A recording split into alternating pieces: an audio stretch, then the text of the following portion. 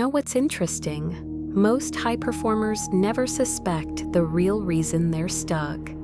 They think it's a motivation problem or a strategy problem, or they need one more course, one more hack, one more optimization. But I've watched this pattern for years, and here's what I've found. They're not stuck because they're doing too little. They're stuck because they're fundamentally imbalanced. And this imbalance is costing them not just time, not just money. It's costing them the results they actually want. Think about it for a second. When you look at someone who seems to have it all, sustainable success, deep relationships, genuine health, real influence, what do you notice? They don't move through the world in extremes. They don't burn out. They don't freeze up. They don't swing between hyperactivity and paralysis. They move like water. They adapt without losing their direction. That's not luck. That's balance. That's the interplay of yin and yang, operating the way it's meant to. But here's what most people don't realize. Yin and yang aren't abstract spiritual concepts. They're forces, real forces, that determine how much leverage you actually have in your life. Yin is receptivity, adaptation, conservation, listening, yielding, restoration. Yang is action, creation, expansion, pushing, building, velocity. You need both, always. But most people have developed a chronic preference for one, and that preference is invisible to them. It feels normal. It feels like just how they are. Too much yang, you're the person who's always moving, always pushing, always building the next thing.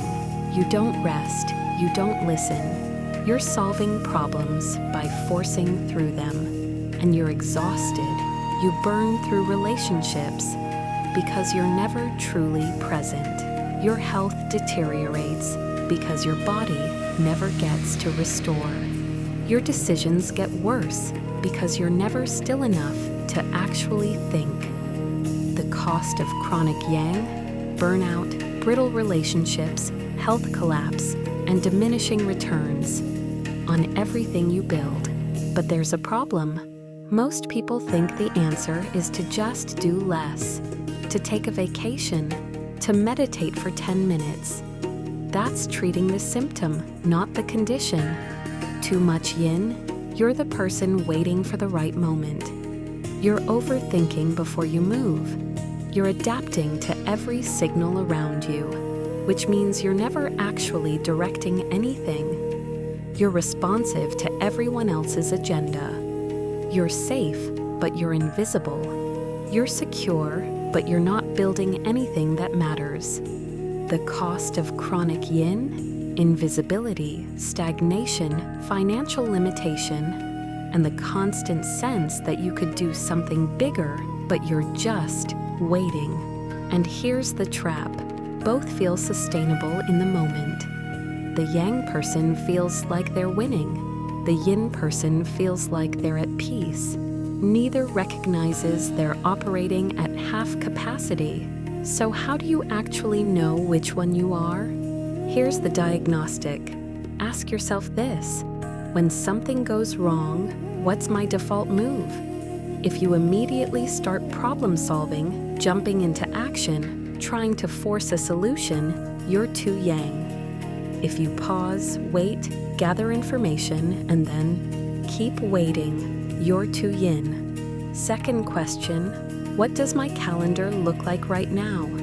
If it's packed with meetings, projects, commitments, and you feel mildly panicked looking at it, too yang. If it has space, but you haven't filled that space with anything meaningful, too yin. Third, when you're with someone you care about, are you present or are you thinking about what's next?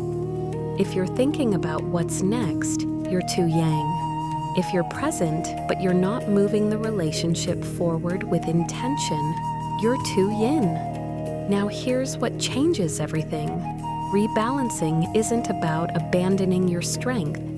It's about redirecting it. The yang person doesn't need to stop acting. They need to act with precision instead of force.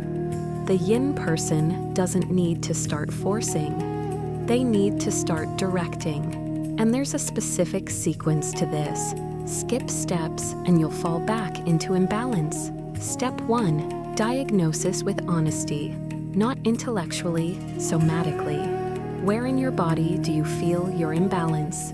The yang person feels tension, chest, shoulders, jaw clenched. The yin person feels heaviness, chest, belly, a weight they carry without moving. Don't skip this. Your body already knows the truth.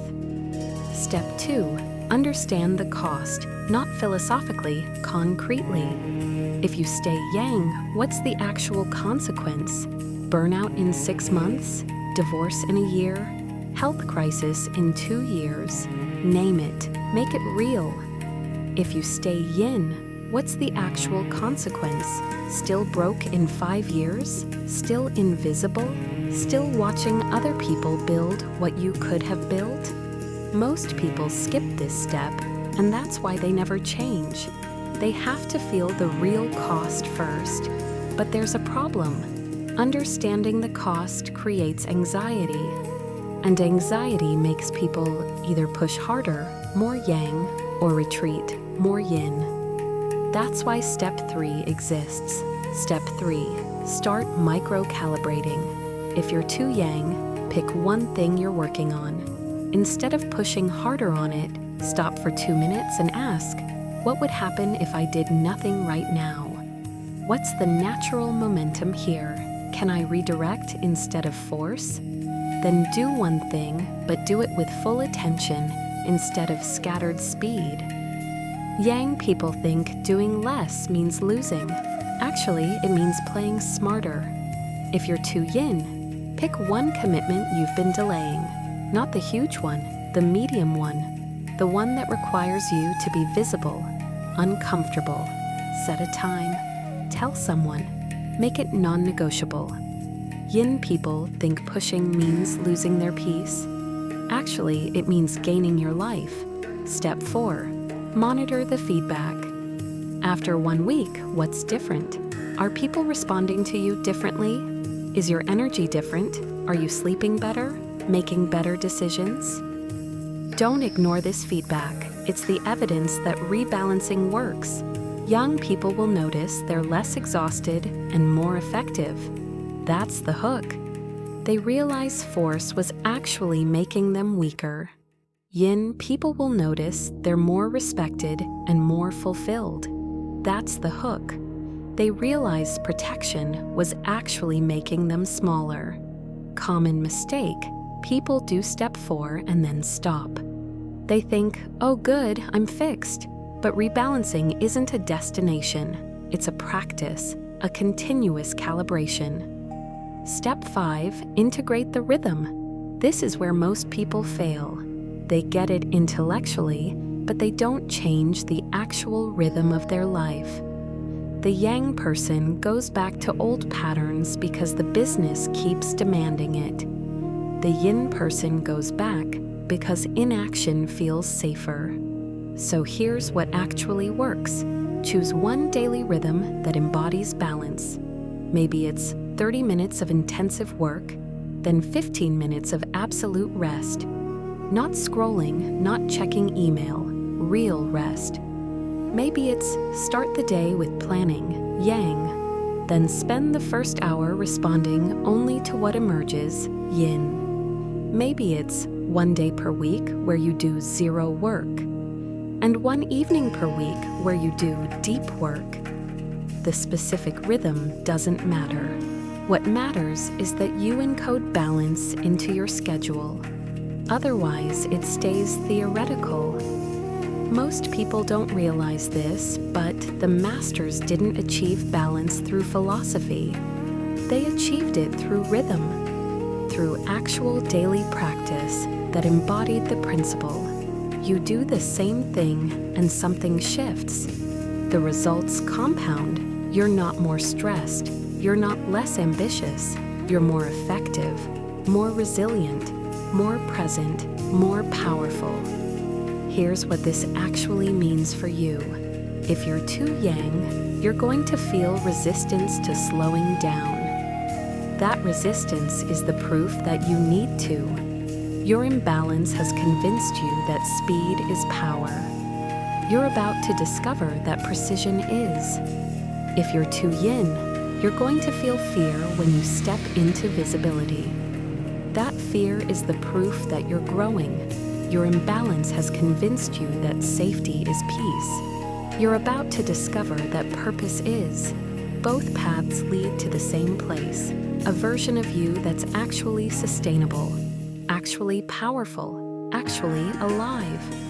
The ancient masters understood this so deeply that they built their entire philosophy around it, not as a spiritual idea, as a practical technology for living. You have the same technology available right now.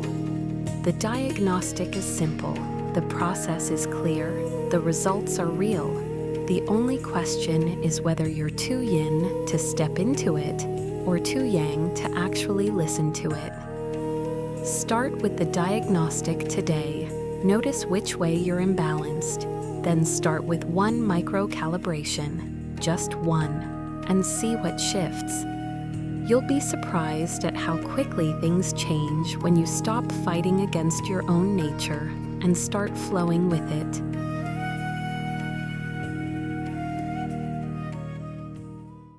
If this helped, hit like, subscribe, and keep it simple. See you tomorrow.